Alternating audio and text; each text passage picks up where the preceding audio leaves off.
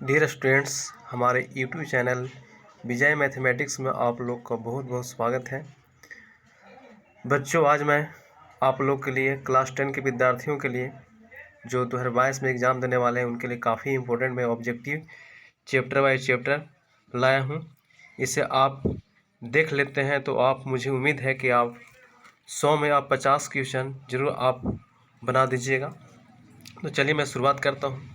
देखिए, आपका पहला क्वेश्चन क्या कहता है। मैं इस चैप्टर बाय चैप्टर ऑब्जेक्टिव का बताने जा रहा हूँ, तो आप लोग वीडियो के अंत तक बने रहिए और आप इसे देखिए कि आप कितना आपको याद है। यदि आप नहीं याद है तो आप इसे याद कर लें जरूरी से। तो चलिए स्टार्ट करता हूँ। पहला क्वेश्चन है, पाटलिपुत्र वैभव पाठ में किस नगर का वर्णन है? तो पाटलिपुत्र का।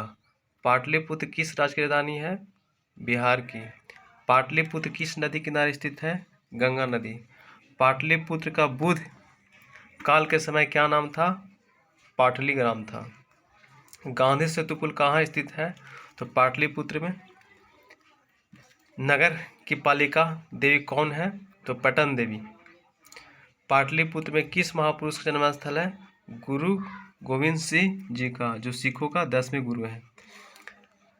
चंद्रगुप्त मौर्य किस वंश के स्थापक थे? तो मौर्य वंश के। सिखों के 10 गुरु कौन थे? तो गुरु गोविंद सिंह। यूनान का राजदूत कौन था? तो मेगास्थनीज। मेगास्थनीज। क्वेश्चन 11, किस काल में पटना का नाम प्रसिद्ध हुआ? तो मध्यकाल में। गोलघर कहाँ स्थित है? पटना में। पाटलिपुत्र का इतिहास कितने वर्ष पुराना है? तो 2500 वर्ष। एशिया महादेश का सबसे बड़ा सेतु कौन है? तो गांधी सेतु। कौमुदी महोत्सव कहाँ मनाया जाता था? पाटलिपुत्र में। ये शरद काल में मनाया जाता था। जिस प्रकार अभी जो दशहरा मेला का आयोजन किया जाता है, उसी तरह जो है प्राचीन काल में जो है कौमुदी महोत्सव मनाया जाता था पटना में। किसके शासनकाल में पाटलिपुत्र की सुरक्षा व्यवस्था उत्कृष्ट थी? तो चंद्रगुप्त मौर्य। चलिए चैप्टर 2 में आइए। अलस कथा पाठ कहाँ से संकलित है? तो पुरुष परीक्षा से। अलस कथा पाठ के लेखक कौन है? तो विद्यापति। वीरेश्वर कौन था? तो वीरेश्वर मिथिला का मंत्री थे। मैथिली कवि कौन है? तो विद्यापति। विद्यापति जो है वो मैथिली कवि है। मैथिली कोकिला के नाम से किसे जाना जाता है? विद्यापति को। गरीबों को कौन अन्न वस्त्र देते हैं? वीरेश्वर। यानी ये जो अलस कथा कहानी है, इसे वीरेश्वर मंत्री रहता है, वो गरीबों को वस्त्र देता है। आलसी पुरुष कितने थे? तो 4 आलसी पुरुष थे। अलस कथा पाठ में किसके महत्व का वर्णन किया गया है? तो मानव का गुण का वर्णन किया गया है। अलस कथा पाठ में किस दोष का वर्णन है? तो अलस का। बताया गया अलस जो है सबसे बड़ा शत्रु है मनुष्य का। अलस कथा किस प्रकार की कथा? तो व्यंग्यात्मक है, व्यंग किया गया। मनुष्यों को कौन नष्ट कर देता है? तो अलस नष्ट कर देता है। वीरेश्वर नाम का मंत्री कहाँ रहता था? तो मिथिला में। करुणानिकों के बिना किसकी गति नहीं है? ठीक है, जो व्यक्ति दयाशील होते हैं, ठीक है, वो किसके बिना गति नहीं है? तो आलसियों की। अरे आलसियों की गति जो होता है वो करनी व्यक्ति ही होता है।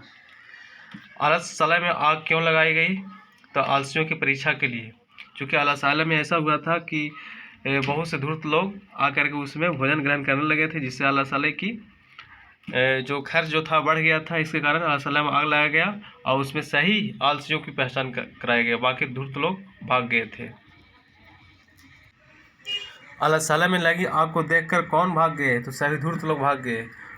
कौन भूख लगने पर भी कुछ नहीं कर सकता है? तो आलसी लोग। चलिए अब 3 में आ जाए, संस्कृत साहित्य लेखिका में आ जाइए। संस्कृत साहित्य लेखिका पाठ में किसके महत्व वर्णन किया गया है? महिलाओं का। पुरुष और नारियों के सहयोग से किसकी गाड़ी चलती है? तो समाज की। आधुनिक संस्कृत साहित्य लेखिका में कौन प्रसिद्ध है? तो पंडित छमाराव। छमाराव ऋग्वेद में कितनी महिलाओं का वर्णन है? तो 24। अर्थवेद में कितनी महिलाओं का वर्णन किया गया है? तो 5। छमाराव किस काल के लेखक है? आधुनिक काल के।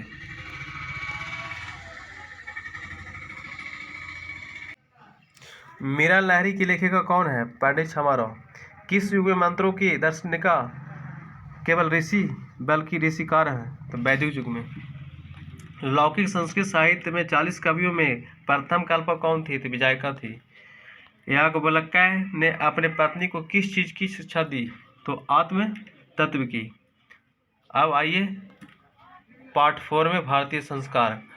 तो संस्कार कितने हैं? भारतीय संस्कार कितने होते हैं? संस्कार 16 होते हैं। भारतीय संस्कार में किसकी निर्माण होता है? तो व्यक्तित्व का। संस्कारों को कितने भागों में बांटा गया है? 5 भागों में। बचपन में कितने संस्कार हैं? 6, यानी शैशवावस्था में 6 संस्कार होते हैं। मरने के बाद कितने संस्कार होता है? तो एक अंत्येष्टि संस्कार होता है, केवल एक होती है। किस संस्कार के द्वारा मनुष्य गृहस्थ जीवन में प्रवेश करता है? तो विवाह संस्कार। संस्कार मरने के बाद कौन सा संस्कार संपन्न होता है? तो अंत्येष्टि संस्कार। अंत्येष्टि संस्कार कब होता है? मरने के बाद होता है। अक्षराम करना किस संस्कार के अंतर्गत आता है? तो शिक्षा। सप्तपदी किस संस्कार के अंतर्गत आता है? विवाह। विवाह में जो है 7 फेरा लिया जाता है। सिंदूरदान किस संस्कार के अंतर्गत आता है? तो ये भी विवाह हो जाएगा। अब आइए चैप्टर 5 में करवीर कथा। करवीर कथा समाज की किस वर्ग की कथा है? तो दलित वर्ग का। राम प्रवेश एक बालक रहता है, जो उसी का चरित्र का इसमें व्याख्या की गई है, जो दलित परिवार से आता है। भीखनटोला किस प्रांत में है? तो बिहार में। करवीर कहाँ का रहने वाला था? तो भीखनटोला का। करवीर कौन है? तो करवीर जो है वो राम प्रवेश है। उसका पूरा नाम जो है राम प्रवेश राम है। दलित पुरुष का नाम क्या था? राम प्रवेश राम। गांव को देखने कौन आए थे? शिक्षक। स्नातक परीक्षा में राम प्रवेश ने विद्यालय में कौन स्थान प्राप्त किया था? तो प्रथम। किसकी ख्याति सभी जगह गूंजने लगी? राम प्रवेश की। करवीर ने कौन सा पद प्राप्त किया? तो महत्तम पद प्राप्त किया। राम प्रवेश राम ने किस परीक्षा में उच्चतम स्थान प्राप्त किया? तो लोक सेवा केंद्रीय परीक्षा में। करवीर राम प्रवेश राम ने कहाँ उन्नत स्थान पाया? तो केंद्रीय लोक सेवा परीक्षा में। बालक किसके शिक्षण शैली से आकृष्ट हुआ? तो शिक्षक के। शिक्षक ने किसे पढ़ाना प्रारंभ किया? तो शिक्षक ने राम प्रवेश राम को पढ़ाना आरंभ किया। आर्य समाज की स्थापना किस नगर में हुई? मुंबई में। स्वामी दयानंद का जन्म किस ग्राम में हुआ था? तो टकरा में। स्वामी दयानंद कौन थे? आर्य समाज के संस्थापक थे। समाज सुधारक कौन थे? तो स्वामी दयानंद। स्वामी दयानंद का जन्म किस प्रांत में हुआ था? तो ये गुजरात प्रांत में हुआ था। आर्य समाज की स्थापना कब हुई? 1875 ईस्वी में। स्वामी दयानंद का पूरा नाम क्या था? तो मूलशंकर। इनका पुराना नाम मूलशंकर था। किसके कहने पर स्वामी दयानंद ने वैदिक ग्रंथ का प्रचार किया? तो बिरजानंद। कौन मूर्ति पूजा के विरोधी थे? तो स्वामी दयानंद। स्वामी दयानंद के माता पिता किसके उपासक थे? तो भगवान शिव के। आर्य समाज के संस्थापक कौन थे? स्वामी दयानंद। हिंदू समाज को छोड़कर किसने धर्मांतर अपनाया? तो दलितों ने। ऐसा इसलिए कि दलितों के साथ बहुत अन्याय हो रहा था। स्वामी दयानंद का जन्म कहाँ हुआ था? तो गुजरात प्रांत के टंकारा ग्राम में हुआ था। टंकार ग्राम में। व्याघ्रपति कथा का रचनाकार कौन है? तो नारायण पंडित है। व्याघ्रपति कथा किस ग्रंथ से लिया गया है? तो हितोपदेश से लिया गया है। हितोपदेश का अर्थ क्या है? तो हित का उपदेश। व्याघ्रपति कथा हितोपदेश के किस खंड से लिया गया है? तो मित्र लाभ खंड से लिया गया है। स्नान कर हाथ में कुश लेकर तालाब के किनारे कौन बैठा था? तो बूढ़ा बाघ बैठा हुआ था। पथिक को किसने मारा? तो बाघ ने मारा। पथिक कहाँ फंस गया था? तो कीचड़ में। क्रिया किसके बिना भार स्वरूप हो जाता है? तो ज्ञान के बिना। व्याघ्रपथिक कथा से क्या दुष्परिणाम प्रकट होता है? लोभ। कौन लोभ से प्रभावित हो गया? पथिक। पथिक जो है सो लोभ से आकृष्ट हो गया। लोभ मनुष्य को कहाँ ले जाता है? तो विनाश की ओर। वृद्ध व्याघ्र क्या देना चाहता था? सोने का कंगन। अब आइए पाठ 8 में। विश्व शांति पाठ में कैसे वातावरण का चित्रण किया गया है? तो अशांति का, चूंकि विश्व में आज अशांति बहुत फैली हुई है। संसार के दुखों का विषय क्या है? तो स्वाभाविक अशांति। सभी जगह जो है सिर्फ अशांति कारण ही दुख है। अशांति मानवता का क्या कर रही है? तो विनाश कर रही है। विनाश का भय किससे है? तो अस्त्र और शस्त्र से है। अनेकों राज्यों में परस्पर क्या चल रहे हैं? तो शीत युद्ध चल रहा है। युद्ध और शांति के कितने कारण हैं? तो 2 कारण हैं, ईर्ष्या और द्वेष। क्रिया किसके बिना भार का स्वरूप हो जाती है? तो ज्ञान के बिना। दुख को कौन बढ़ाता है? स्वार्थ। स्वार्थ में आदमी जो है कुछ भी करने के लिए तैयार हो जाता है। अब देखिए मैं पाठ 9 में मंगलम, मंगलम पाठ में आइए क्या कहता है। उपनिषद के रचनाकार कौन है? तो महर्षि वेद व्यास। मंगलम पाठ के रचनाकार कौन है? तो महर्षि वेद व्यास। यदि आप लोग मेरे चैनल पर नए हुए तो मेरे चैनल को आप लोग सब्सक्राइब कर दीजिएगा। चलिए आगे बढ़ते हैं। मंगलम पाठ में कितने मंत्र संकलित है? तो 5। अनु से भी छोटा क्या है? तो आत्मा। किसकी जय होती है? तो सत्य की विजय होती है। बहती नदी कहाँ मिलती है? तो समुद्र मिलती है। जंतु के हृदय रूपी गुफा में क्या रिक्त है? तो तत्व। देवलोक का मार्ग किससे प्राप्त होता है? तो सत से। यानी जंतु के हृदय रूपी गुफा में क्या रिक्त है? तो तत्व है। और हृदय रूपी गुफा में जो है आत्मा निवास करती भी है। देवलोक का मार्ग किससे प्राप्त होता है? देवलोक जो है किससे प्राप्त होता है मार्ग? तो सत से प्राप्त होता है। सत से ही आप देवलोक आप जा सकते हैं। मृत्यु को वश में कौन कर लेता है? तो विद्वान लोग कर लेते हैं। जो त्यागी पुरुष होते हैं वही मृत्यु को वश में कर लेते हैं। किसकी विजय नहीं होती है? तो असत्य की विजय नहीं होती है। उपनिषदों की संख्या कितनी है? तो 108। सत का मुख किस पात्र से ढका हुआ है? तो हिरण्मय पात्र से, यानी कि हिरण के जैसा सोने के पात्र से ढका हुआ है। अब आइए पाठ 10 में भारत महिमा। अब भारत में पहला क्वेश्चन, पुराण के रचनाकार कौन है? तो महर्षि वेद व्यास। किस की महिमा सर्वत्र गाई जाती है? तो भारत की। किस देश के गीत देवता भी गुनगुनाते हैं? तो भारत के। भारत देवता है गीत गुनगुनाते हैं। किस देश में देवता बार बार जन्म लेना चाहते हैं? तो भारत में। शोभा की कौन प्रशंसा करते हैं? तो देवता लोग। भारत की महिमा कहाँ गाई जाती है? तो सभी जगह। जगत का गौरव कौन है? तो भारत। भारत महिमा पाठ का प्रथम पद या श्लोक कहाँ संकलित है? तो विष्णु पुराण से। देवता क्या गाते हैं? गीत। अब आइए चैप्टर नंबर 11 में नीति श्लोक में। नीति श्लोक के रचनाकार कौन है? तो महात्मा विदुर है। विदुर नीति में संकलित पाठ का नाम क्या है? तो नीति श्लोक। किसके प्रश्न का उत्तर विदुर देते हैं? तो धृतराष्ट्र का प्रश्न का उत्तर देते हैं। नरक के कितने द्वार हैं? 3।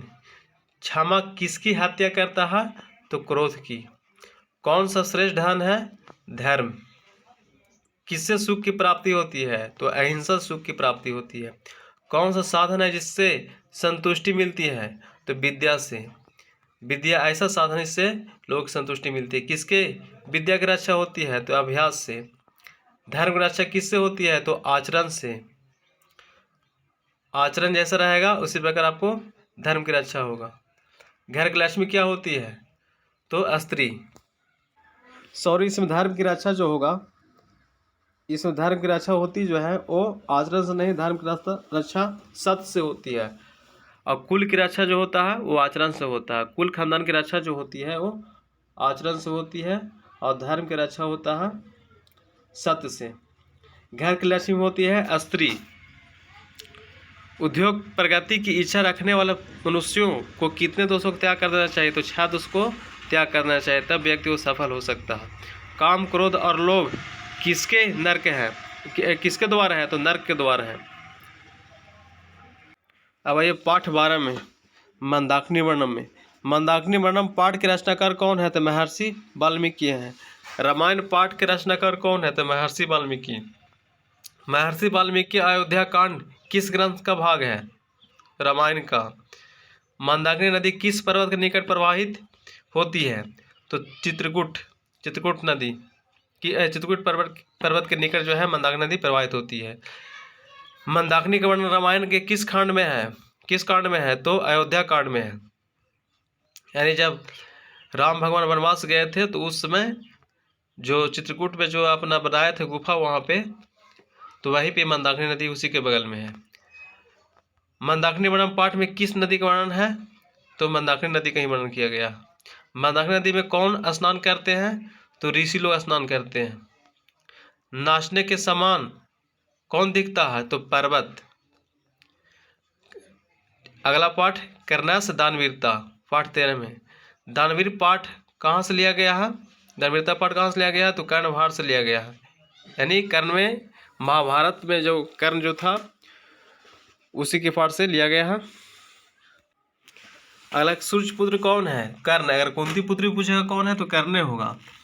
कर्ण किसके पक्ष से लड़ रहा था? तो कौरवों के पक्ष से लड़ रहा था। ब्राह्मण रूप में कौन प्रवेश किया? तो भगवान इंद्र ने प्रवेश किया उससे कवच और कुंडल मांगने के लिए। दानवीर कौन था? तो दानवीर कर्ण था। कर्ण किस देश का राजा था? तो अंग देश का राजा था। समय परिवर्तन के साथ कौन नष्ट हो जाता है?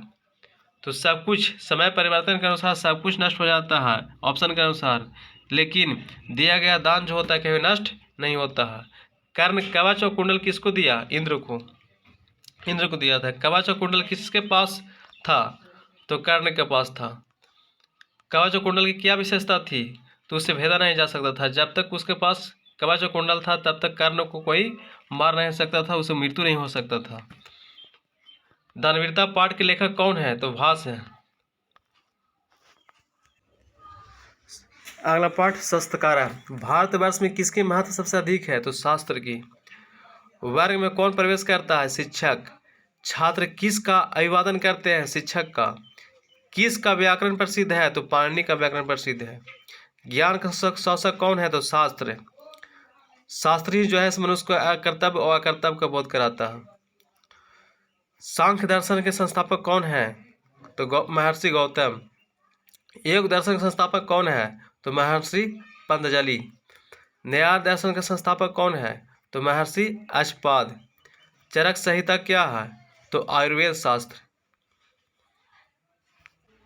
तो दोस्तों मैं आप लोग का 161 क्वेश्चन जो है अभी ऑब्जेक्टिव का मैंने आपको बताया, इसे आप ध्यानपूर्वक इसे पढ़ लेंगे और पढ़ करके जाएंगे आप एग्ज़ाम में। आपकी एग्ज़ाम बहुत अच्छा जाएगा। मुझे उम्मीद है कि इसमें से जो किताब में से जो क्वेश्चन जो पूछता है पाठ में से वो आपको कम से कम तो 20 से 25 क्वेश्चन इससे ज़रूर मिलेंगे, इसलिए आप इसे ज़रूर से देख लेंगे। और यदि आप मेरे चैनल पर नए हैं तो उसे सब्सक्राइब कर देंगे। तब तक के लिए जय हिंद, जय भारत।